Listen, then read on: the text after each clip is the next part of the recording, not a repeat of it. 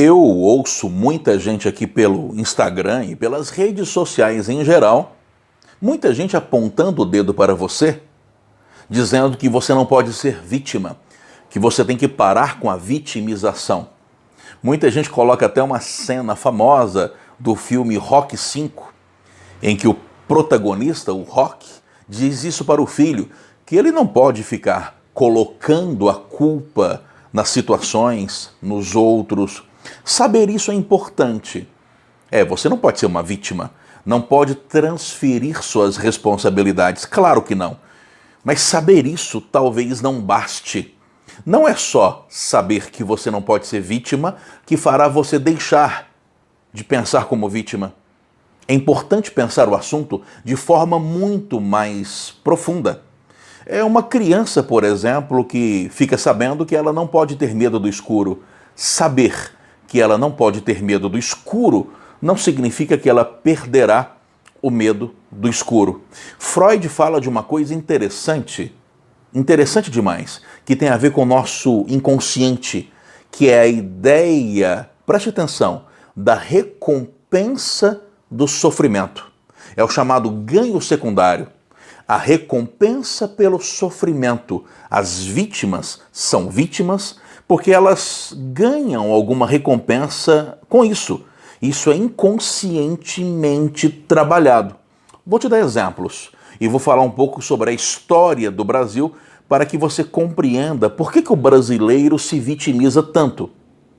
Tá, mas olha só, por favor, existe algum idoso na sua família que fala de suas doenças o tempo todo?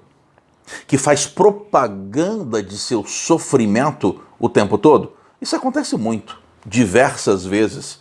Eu conheço família em que os idosos competem para saberem qual é o mais doente. Eu conheço uma senhora que liga à farmácia para saber de lançamento, com aquele papo de que o remédio antigo não está mais funcionando.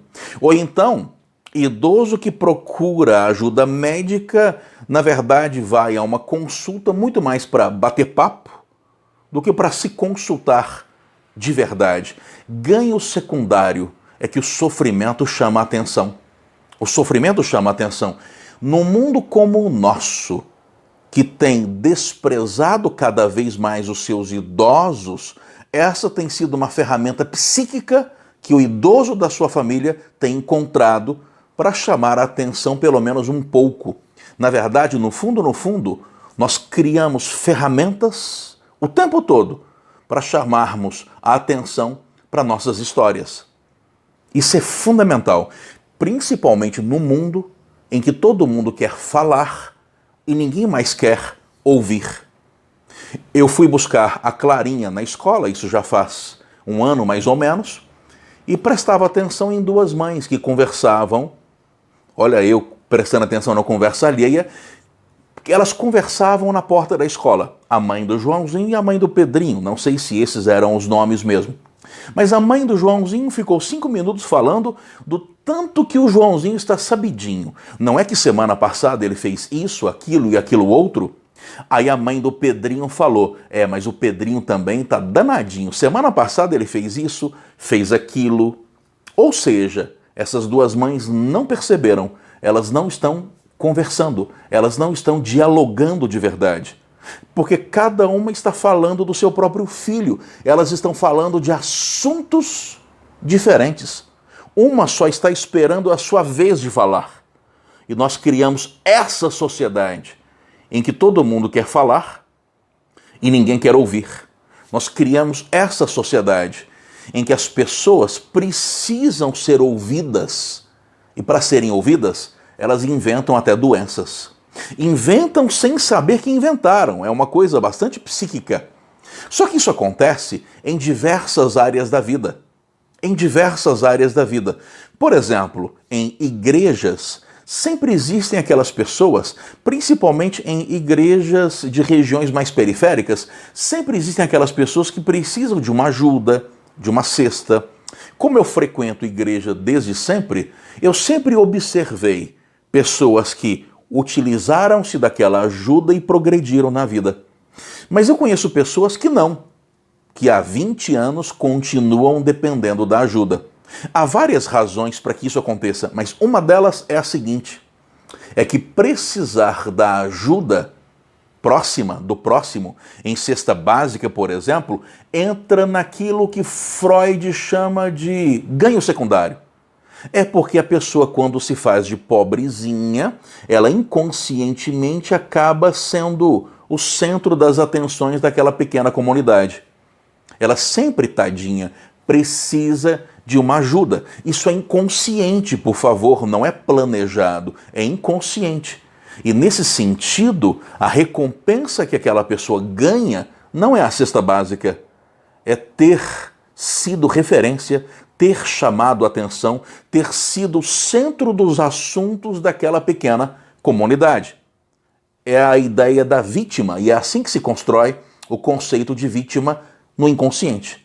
No inconsciente. Algumas pessoas nunca crescem na vida porque herdaram esse conteúdo psicológico de que, se elas crescerem na vida, elas terão que ser obrigadas a viver a própria vida e não precisarão mais da ajuda, não terão mais que ser o centro das atenções.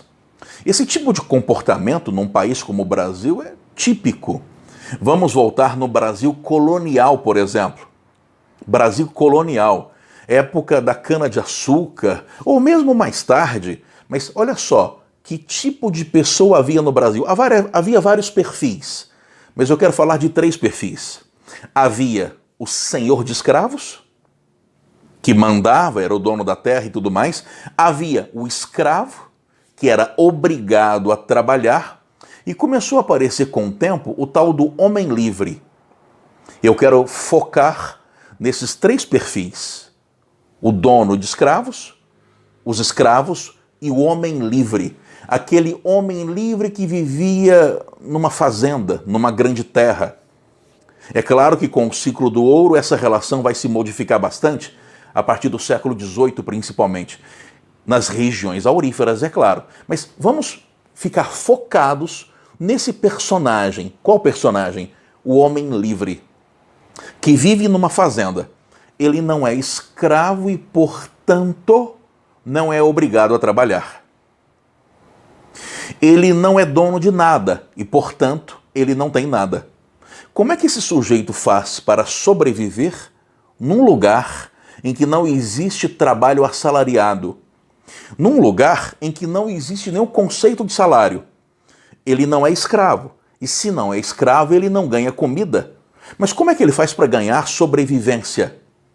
Prestando favores aos senhores. Uma fofoca aqui, uma vigia ali. E sempre esse pessoal se fazia de coitadinho como forma de garantir a própria sobrevivência. É porque ele não trabalhava, até porque nem havia trabalho para ele. Ele não trabalhava. Como é que ele sobrevivia? Qual era o único jeito de sobreviver?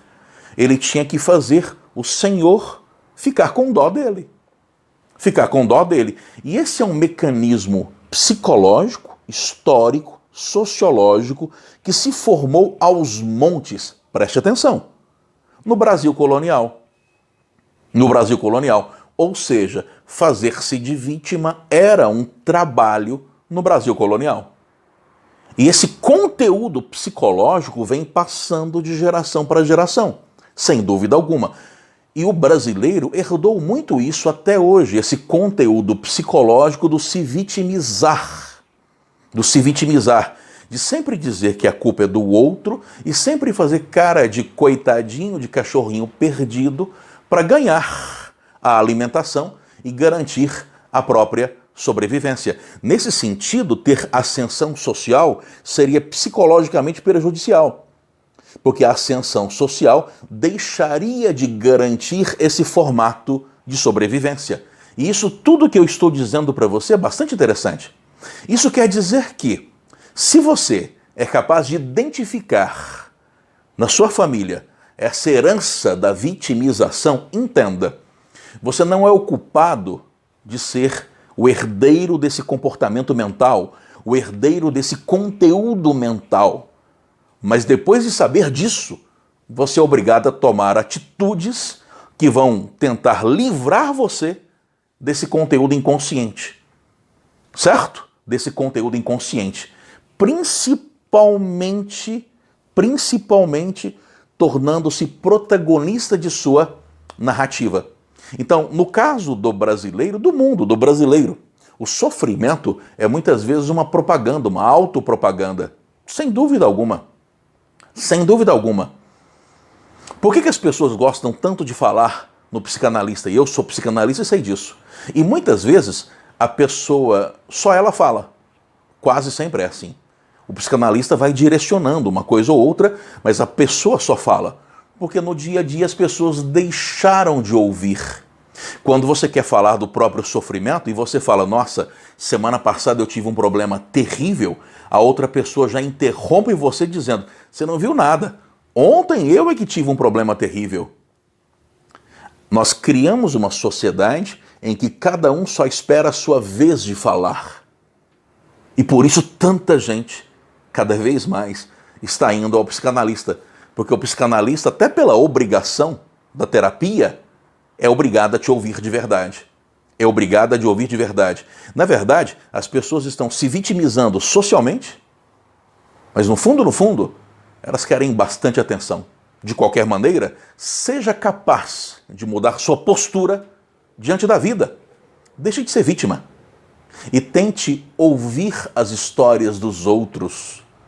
Tentar ouvir as histórias dos outros fará você perceber que os outros também têm os seus próprios sofrimentos. Anote aí.